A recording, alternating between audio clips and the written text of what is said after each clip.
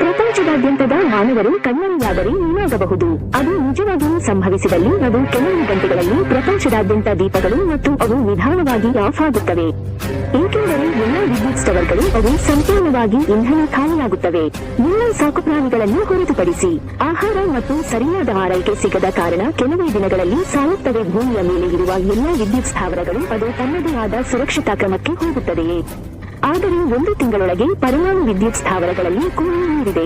ಅದು ಪಾವನಾಗುತ್ತದೆ ಮತ್ತು ಇಡೀ ಜಗತ್ತು ಆಗುತ್ತದೆ. ದುರಂತ ಸ್ಫೋಟಗಳು ಪ್ರಾರಂಭವಾಗುತ್ತವೆ. 1 ವರ್ಷದ ನಂತರ ಉಪಗ್ರಹಗಳ ಸಂಖ್ಯೆ, ಭೂಮಿಯಲ್ಲಿ ನಕ್ಷತ್ರಗಳನ್ನು ಹಾರಿಸುವ ಸ್ಯಾಟಲೈಟ್ಗಳು ಬೀಳಲು ಪ್ರಾರಂಭವಾಗುತ್ತದೆ ಮತ್ತು ಸುಮಾರು 1 ಲಕ್ಷ ವರ್ಷಗಳ ನಂತರ ಭೂಮಿಯ ಮೇಲಿನ ಮಾನವರಿಂದ ಮಾಡಲ್ಪಟ್ಟಿದೆ. ತಮ್ಮದೇ ಆದ ಮೇಲೆ ಕಣ್ಮರೆಯಾಗುವ ಸಂಗತಿಗಳು ಸಹ ಸಂಭವಿಸುತ್ತವೆ. ಕಲ್ಲಿನಿಂದ ಮಾಡಿದ ಕೆಲವು ರಚನೆಗಳು ಮಾತ್ರ ಪಿರಮಿಡ್ಗಳು ಮತ್ತು ಮಹಾಗೋಡೆಯಂತೆ ಉಳಿದುಕೊಳ್ಳುತ್ತವೆ.